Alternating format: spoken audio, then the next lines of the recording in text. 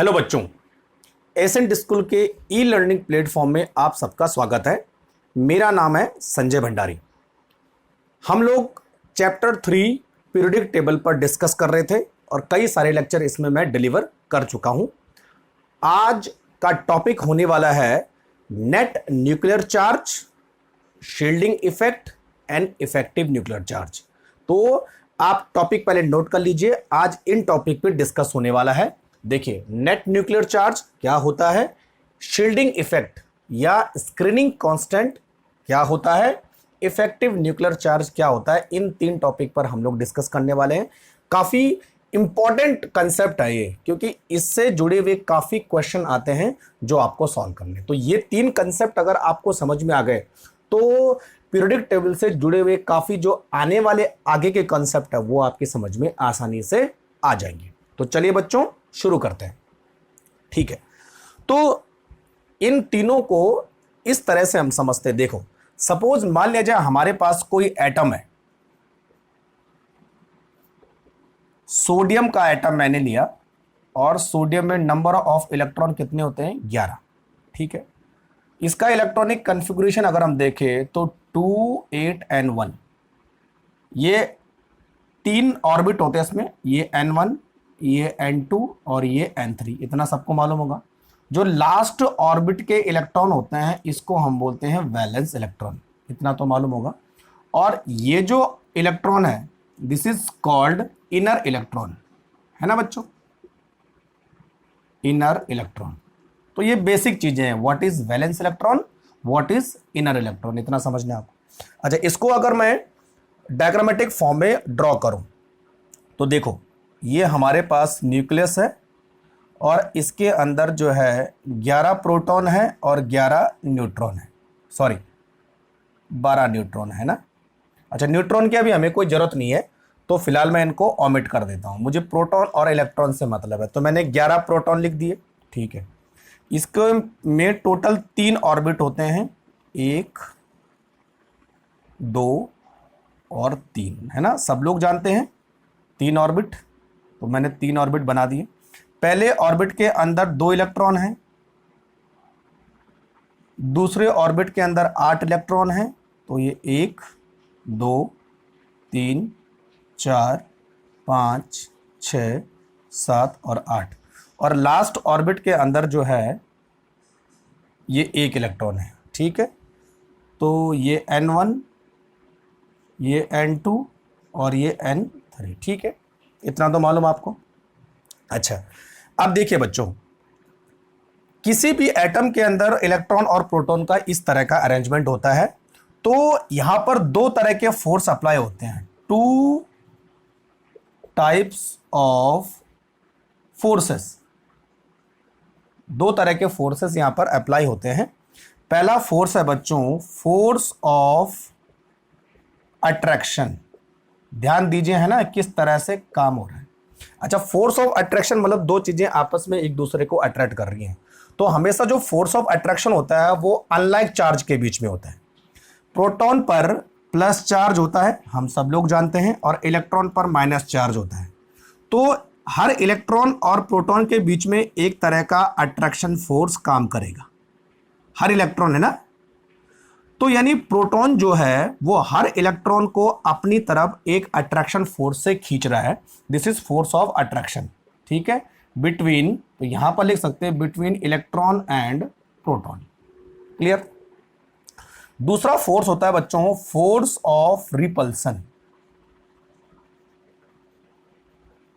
Force of repulsion, अच्छा, repulsion का मतलब दूर जाना हुआ ना, एक दूसरे को रिपेल करना। तो हमेशा जो रिपल्शन का फोर्स होता है वो बच्चों इलेक्ट्रॉन और इलेक्ट्रॉन के बीच होता है, इलेक्ट्रॉन एंड इलेक्ट्रॉन।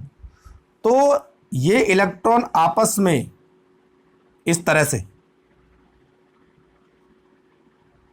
ये देखो, ये इलेक्ट्रॉन आपस में एक दूसरे को रिपेल करेंगे, ये इलेक्ट्रॉन इस तरह से, है ना, ये ऊपर की तरफ, ये नीचे की तरफ, इस तरह से।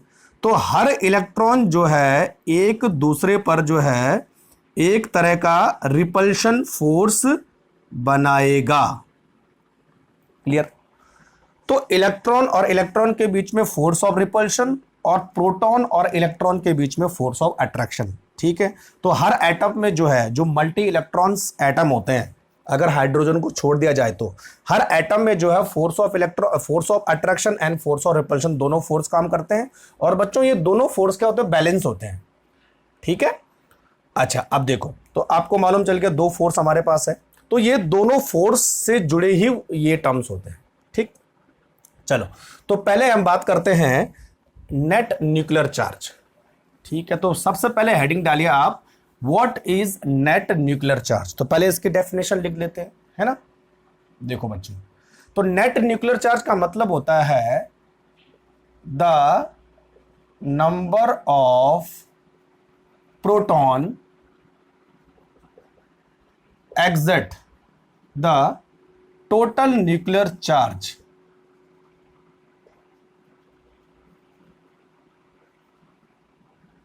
on electrons is called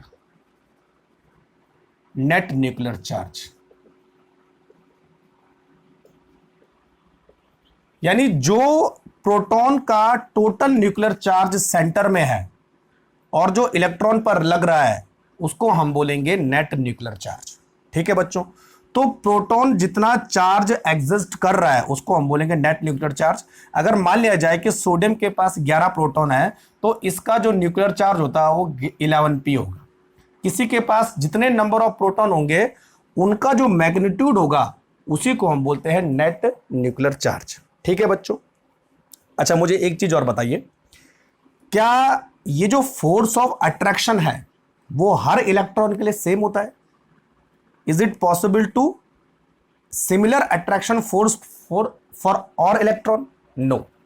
देखिए बच्चों, जो इलेक्ट्रॉन प्रोटॉन के नजदीक होते हैं, मैं इसको मिटा देता हूं, जो इलेक्ट्रॉन प्रोटॉन के नजदीक होते हैं उन पर जो है अट्रैक्शन फोर्स ज्यादा लगता है, ध्यान रखना।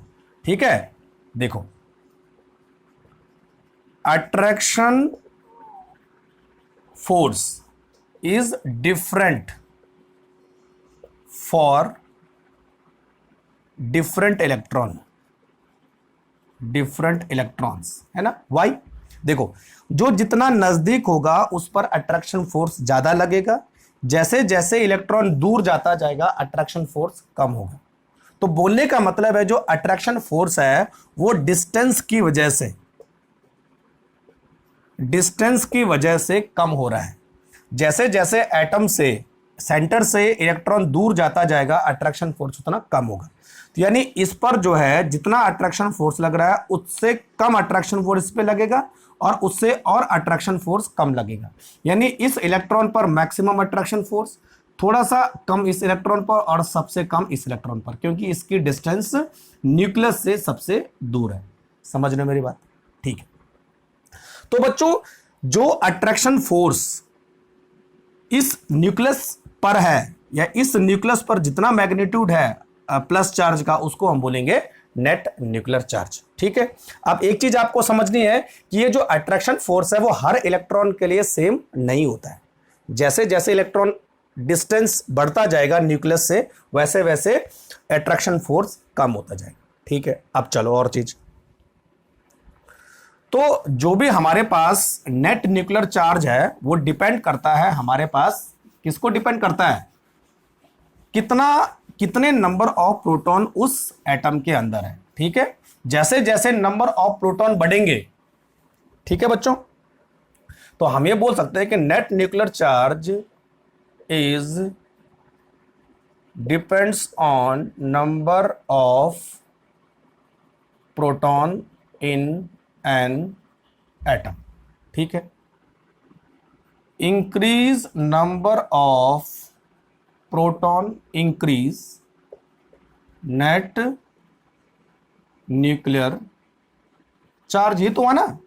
वैसे 11 प्रोटॉन का न्यूक्लियर चार्ज जो है 12 प्रोटॉन से कम होगा, फिर ये 13 प्रोटॉन से और कम होगा। तो जैसे जैसे नंबर ऑफ प्रोटॉन बढ़ते जाएंगे न्यूक्लियर चार्ज भी बढ़ता जाएगा। अच्छा, एक और चीज बच्चों, जो नेट न्यूक्लियर चार्ज है this is represented by represented by a symbol Z। ध्यान रखना, इसको हम Z से रिप्रेजेंट करते हैं, और एक्चुअल में Z जो है एटॉमिक नंबर का भी सिंबल है ना। तो बात एक ही है, चाहे एटॉमिक नंबर आप लिख लो चाहे Z लिख लो, तो जो एटॉमिक नंबर है वो क्या एक्चुअल में नंबर ऑफ प्रोटॉन होते हैं, तो जितना उसका मैग्नीट्यूड होता है वही हमारे पास क्या नेट न्यूक्लियर चार्ज होता है। क्लियर? चलो, इतना आपको समझ में आ गया। अब बच्चों दूसरी हमारे पास टर्मिनोलॉजी है शील्डिंग इफेक्ट। ये बहुत इंपॉर्टेंट है, ये आपको समझना है ना।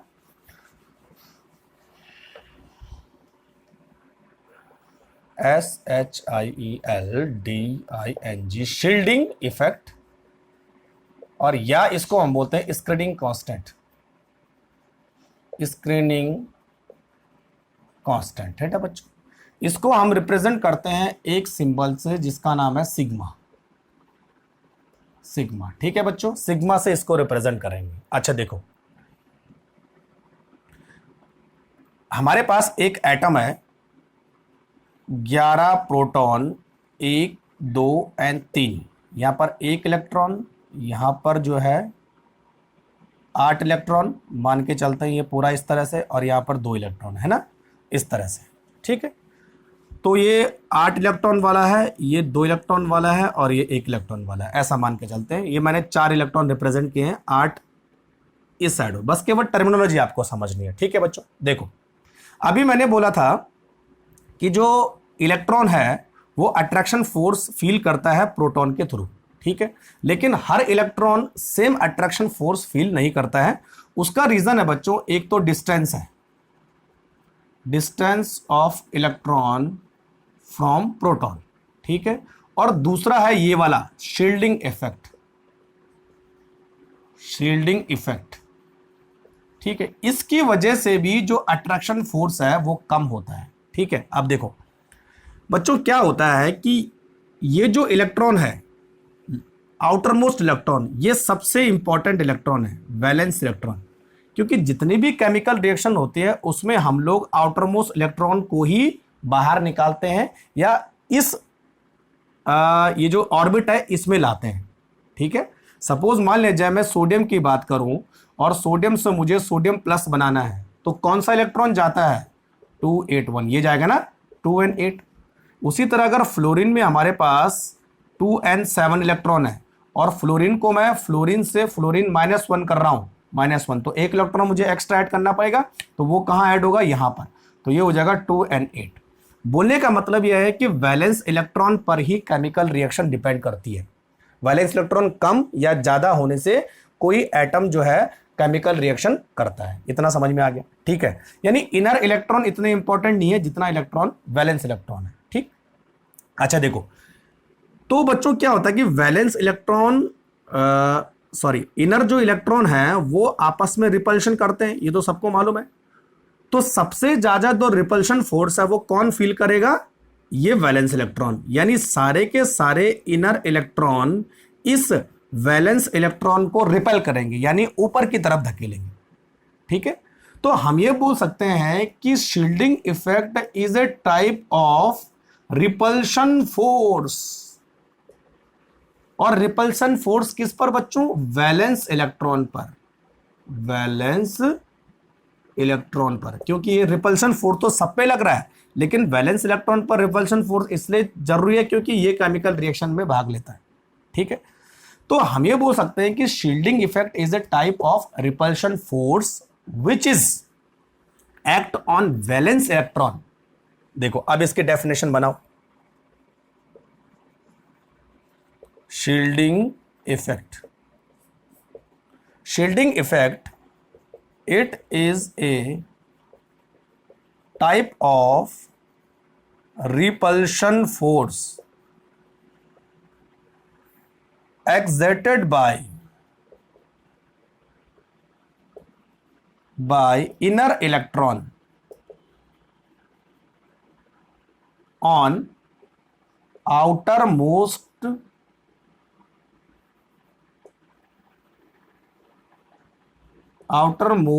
इलेक्ट्रॉन्स। अच्छा, इलेक्ट्रॉन्स ऐसा देखेंगे, आउटर मोस्ट इलेक्ट्रॉन्स। ठीक है, तो सीधी सी बात है, शील्डिंग इफेक्ट क्या हुआ कि इनर इलेक्ट्रॉन के थ्रू लगाया जाने वाला रिपल्शन फोर्स जो कि किस पर लगता है, आउटर मोस्ट इलेक्ट्रॉन पर लगता है। तो बच्चों जब रिपल्शन फोर्स लगेगा तो क्या होगा, अट्रैक्शन फोर्स कम हो जाएगा, decrease attraction force in valence electron, valence electrons, है ना, ये तो हुआ।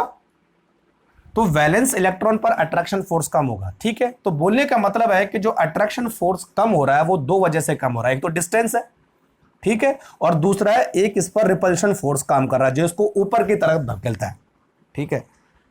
तो इसी को हम बोलते हैं बच्चों शील्डिंग इफेक्ट, ठीक है। अच्छा, दूसरे शब्दों में शील्डिंग इफेक्ट ये हुआ कि decrease in the attraction force exerted by the valence electron due to the inner electron, ठीक है। तो ये जो रिपल्शन फोर्स है इसी की वजह से net attraction force valence electron पर कम हो जाता है, this is called shielding effect, ठीक है। तो इसी को हम बोलेंगे शील्डिंग इफेक्ट, नोट करो जरा इसे फटाफट, फिर आगे बढ़ते हैं।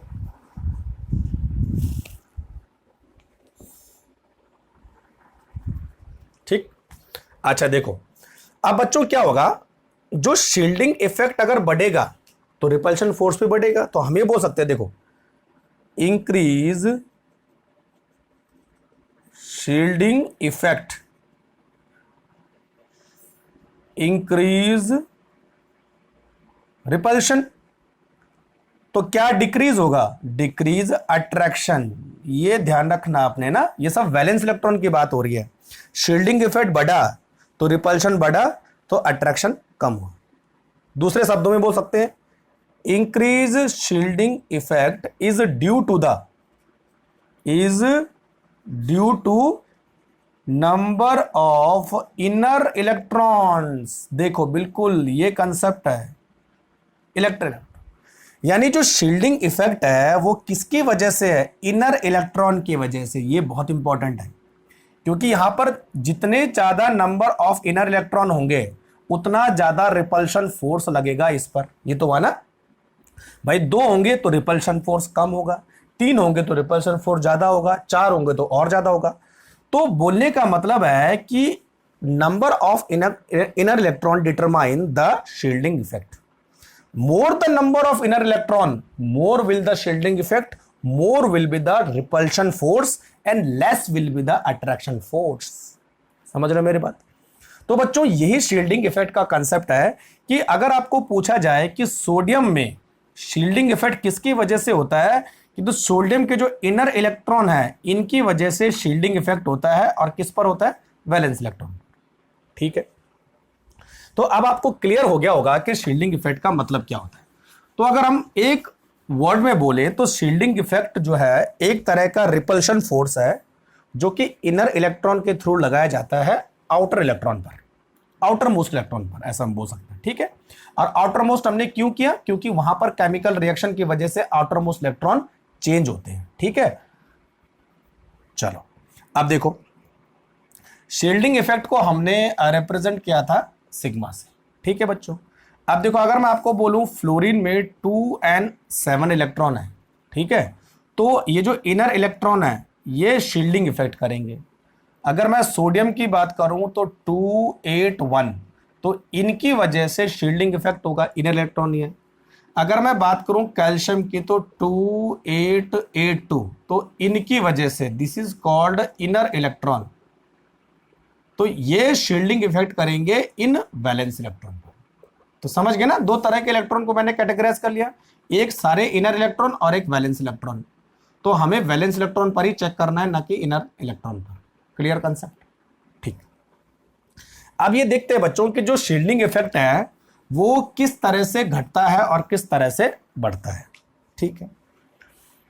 अगर मैं बात करूं पीरियोडिक टेबल में लेफ्ट टू राइट जाने की, when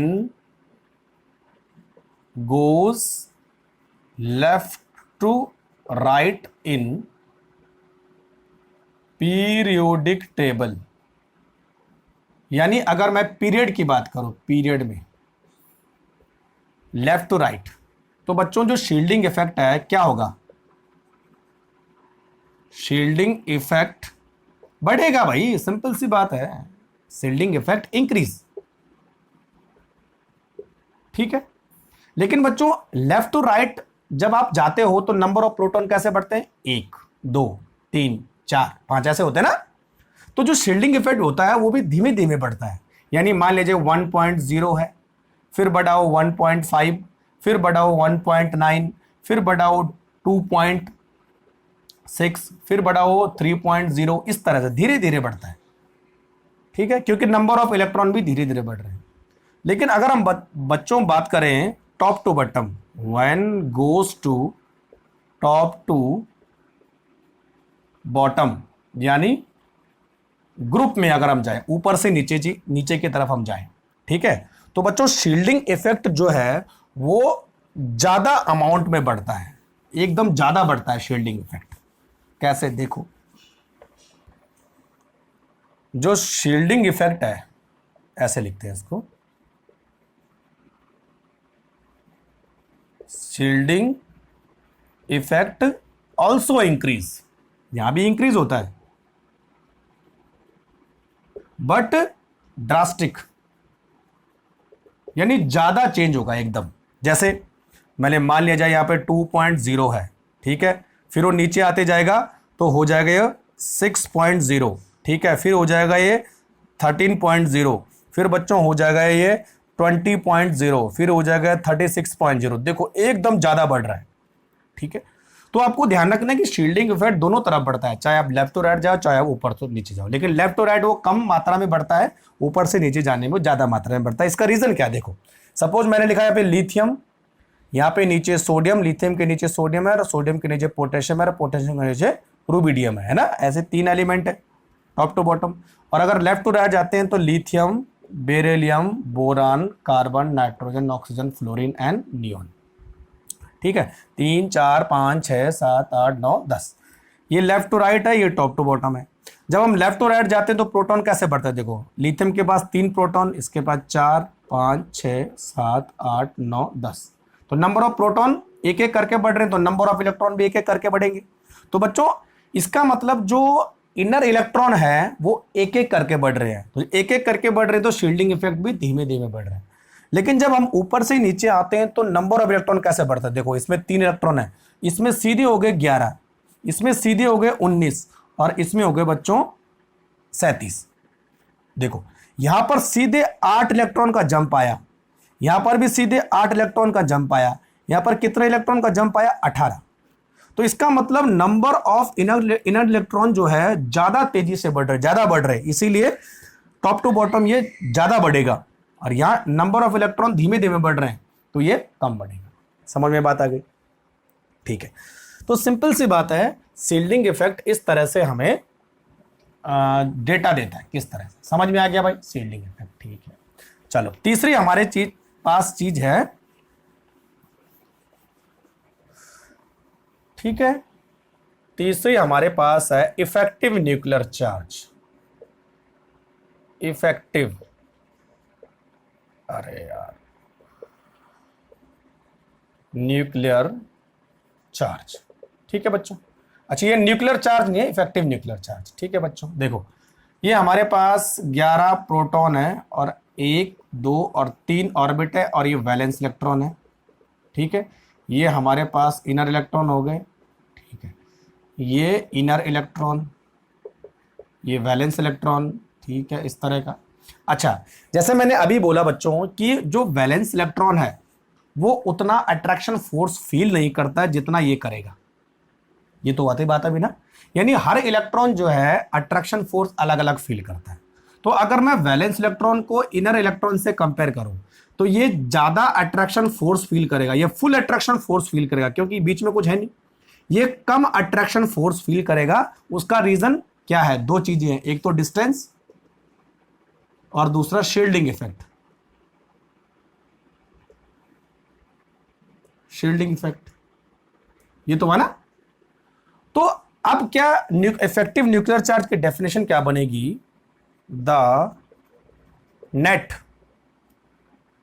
attraction force feel by valence electron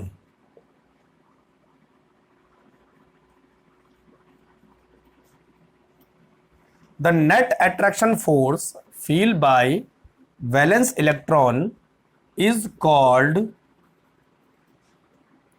effective nuclear charge.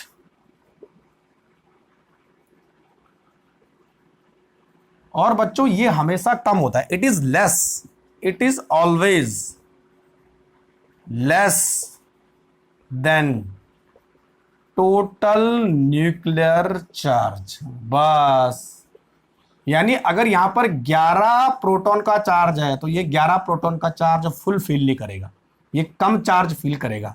It is always less than total nuclear charge. ठीक है बच्चों, effective nuclear charge is also represented by the symbol Z और EFF। मैं सही लिख लेता हूं उसे, EFF। ये क्लियर हो गया। तो सिंपल सी बात है कि ये कम अट्रैक्शन फोर्स फील करता है और जितना भी फील करेगा उसको हम बोलेंगे इफेक्टिव न्यूक्लियर चार्ज। और क्यों अट्रैक्शन फोर्स कम हुआ? क्योंकि यहां पर एक तो रिपल्शन है, ठीक है, और दूसरा क्या है? डिस्टेंस है। ठीक है बच्चों, तो अगर मैं बोलूं कि इफेक्टिव न्यूक्लियर चार्ज किस तरह से कम और ज्यादा होता है, देखिए जो इफेक्टिव न्यूक्लियर चार्ज है, effective nuclear charge is increase from left to right in periodic table. ध्यान रखना है ना, जो इफेक्टिव न्यूक्लियर चार्ज है वो इंक्रीज होता है, बढ़ता है जब हम लेफ्ट टू राइट जाते हैं। अगर आपको बोला जाए कि कार्बन और नाइट्रोजन में किस में ज्यादा इफेक्टिव न्यूक्लियर चार्ज होगा, तो नाइट्रोजन में होगा क्योंकि कार्बन पहले है। अगर बोला जाए कि फ्लोरीन और नाइट्रोजन में किस में है, फ्लोरीन में ज्यादा हो, नाइट्रोजन में, यानी इस तरह से ये बढ़ेगा, कार्बन में थोड़ा सा कम, नाइट्रोजन में और ज्यादा, फ्लोरीन में और ज्यादा। और यहां पर अगर मैं ऑक्सीजन भी ऐड कर दूं तो ऑक्सीजन में, यानी लेफ्ट टू राइट जाने में ये बढ़ता जाएगा इफेक्टिव न्यूक्लियर चार्ज। ठीक है बच्चों, तो इफेक्टिव न्यूक्लियर चार्ज एक तरह का क्या है बच्चों? अट्रैक्शन फोर्स है, सीधी सी बात है, लेकिन कम अट्रैक्शन फोर्स है टोटल न्यूक्लियर चार्ज से। ठीक है, चलो अगर मैं बोलूं Z effective EFF is constant, बच्चों ये चीज ध्यान देना है ना, constant from top to bottom. जो इफेक्टिव न्यूक्लियर चार्ज है वो टॉप टू बॉटम एकदम कांस्टेंट रहता है, ये बढ़ता नहीं है, ये ध्यान रखना। ठीक है बच्चों, तो लेफ्ट टू राइट ये बढ़ता है, टॉप टू बॉटम जो है ये कम होता है। Clear? Sorry, top to bottom ये कांस्टेंट रहता है। ठीक, तो ये थे हमारे पास इफेक्टिव न्यूक्लियर चार्ज। ठीक, तो आई थिंक आपको समझ में आ गया होगा कि किस तरह से हम लोग जो है तीनों फोर्स को हम देखते हैं। ठीक है, पर लास्ट में आपको मैं कंप्राइज कर देता हूं, है ना। हमने पढ़े थे किसी एटम के अंदर दो फोर्स है। ठीक है, कौन से दो फोर्स है? Force of attraction, force of repulsion. तो फोर्स ऑफ अट्रैक्शन है वो किसके बीच लग रहा है? इलेक्ट्रॉन एंड प्रोटॉन के बीच। फोर्स ऑफ रिपल्शन किसके बीच लग रहा है? इलेक्ट्रॉन और इलेक्ट्रॉन के बीच। Concept clear? ठीक है, फिर जो बात की थी, जो फोर्स ऑफ अट्रैक्शन है वो हर इलेक्ट्रॉन के लिए सेम नहीं होता है। ठीक है, डिस्टेंस बढ़ती जाएगी तो फोर्स ऑफ अट्रैक्शन भी बढ़ता जाएगा। तो जो वैलेंस इलेक्ट्रॉन है वो force of attraction come feel करता है इनर इलेक्ट्रॉन के मुकाबले। तो जितना valence electron force of attraction feel करता है उसको हम बोलते हैं बच्चों इफेक्टिव न्यूक्लियर चार्ज। ठीक है, जिसको हम Z इफेक्ट से फील करते हैं। और जो इनर इलेक्ट्रॉन है वो जितना रिपल्शन फोर्स उस वैलेंस इलेक्ट्रॉन पर लगाते हैं, उस रिपल्शन फोर्स के मैग्नीट्यूड को हम बोलते हैं स्क्रीनिंग कांस्टेंट या शील्डिंग इफेक्ट। जितना ज्यादा रिपल्शन फोर्स बढ़ेगा उतना ही कम अट्रैक्शन फोर्स होगा। ठीक है, ऐसा हम समझ सकते हैं। तो दोनों फोर्स कई बार क्या करते हैं, एक दूसरे को ओवरकम करते हैं, एक दूसरे को बैलेंस करने की कोशिश करते हैं। Clear concept? ठीक, तो ये पूरा है। तो सिंपल सी बात है कि आपको क्या समझना है, इफेक्टिव न्यूक्लियर चार्ज क्या होता है हमारे पास? Attraction force. और शील्डिंग इफेक्ट्स क्या होता है? Repulsion force. ठीक, अब अगर मैं तीनों को एक साथ लिखूं, देखो देखिए फॉर्मूला हमारे पास आता है Z effective equal to Z minus sigma. तो बच्चों Z इफेक्टिव हमारे पास क्या है, effective nuclear charge, effective nuclear charge है ना, और ये हमारे पास क्या है, net nuclear charge.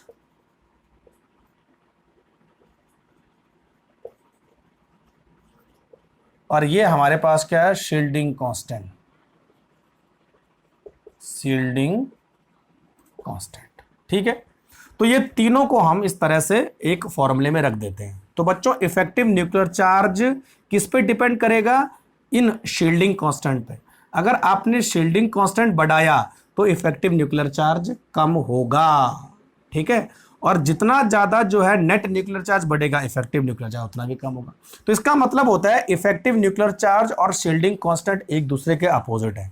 Shielding constant अगर बढ़ेगा यानी रिपल्शन फोर्स अगर बढ़ रहा है, तो बच्चों जो अट्रैक्शन फोर्स है, यानी ये अट्रैक्शन फोर्स हुआ ना, ये कम होगा।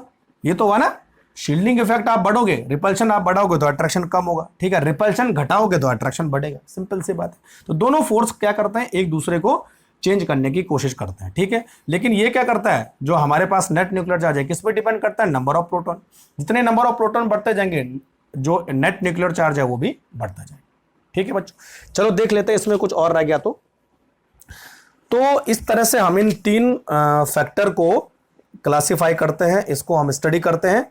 और अगर आपकी समझ में आ गया हो तो आप मुझे अगर कोई चीज रह जाती हो तो आप मुझे पर्सनली मैसेज करके पूछ सकते हैं। ठीक है बच्चों, तब तक के लिए थैंक यू वेरी मच।